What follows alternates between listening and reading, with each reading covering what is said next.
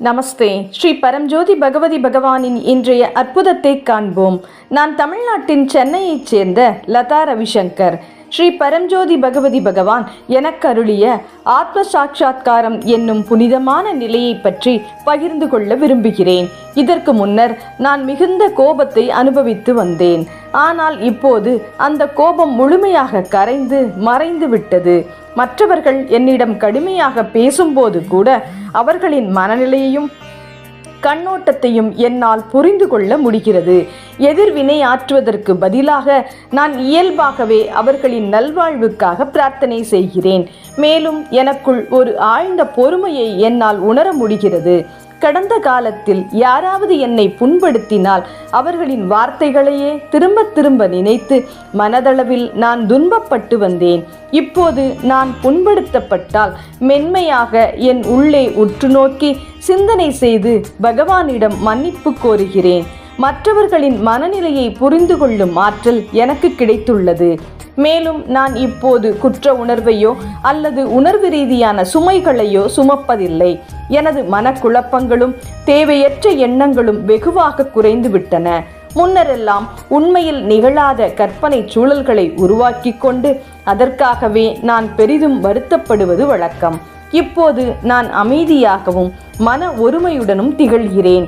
எதற்கும் உணர்ச்சி வசப்பட்டு எதிர்வினை ஆற்றாமல் என் உள்ளிருந்தே என்னையே என்னால் கூர்ந்து கவனிக்க முடிகிறது.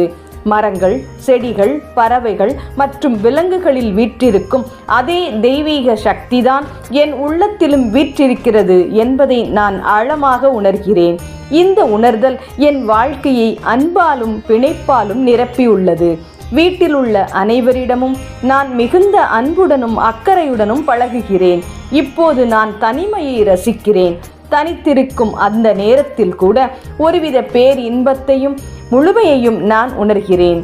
காரியங்கள் நான் எதிர்பார்த்தபடி அமையாத போது கூட அதனால் ஏற்படும் வருத்தம் சில கணங்களுக்கு மட்டுமே நீடிக்கிறது. விரைவில் மிக பெரியதொரு துன்பமாக அமைந்திருக்கக்கூடிய ஒரு சூழலை பகவான் மிகச் சிறிய ஒன்றாக குறைத்து விட்டார் என்ற எண்ணத்தின் மூலம் நான் என்னை நானே தேற்றிக்கொள்கிறேன். எனக்குள் மிக ஆழமான மாற்றங்கள் நிகழ்ந்துள்ளன. முன்னரெல்லாம் மற்றவர்களால் அங்கீகரிக்கப்பட வேண்டும், பாராட்டப்பட வேண்டும் என்ற எதிர்பார்ப்புகள் எனக்கு இருந்தன. இப்போது அந்த எதிர்பார்ப்புகள் அனைத்தும் மறைந்து விட்டன. மாறாக மற்றவர்களை பாராட்டுவதிலேயே நான் மகிழ்ச்சியை காண்கிறேன்.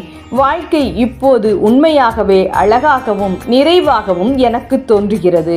நான் இப்போது மனிதர்களை உயர்ந்தவர் தாழ்ந்தவர் என்று பிரித்து பார்ப்பதில்லை.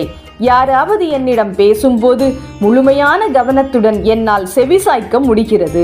முன்பெல்லாம் நான் பிறரின் பேச்சை இடைமறிப்பேன். ஆனால் இப்போது அந்த பழக்கம் முற்றிலும் மாறிவிட்டது.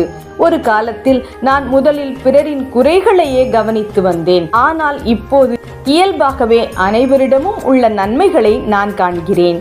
இன்று நான் ஆழ்ந்த அகமகிழ்ச்சியும் பேரின்பமும் நிறைந்த ஒரு நிலையில் நிலைத்திருக்கிறேன்.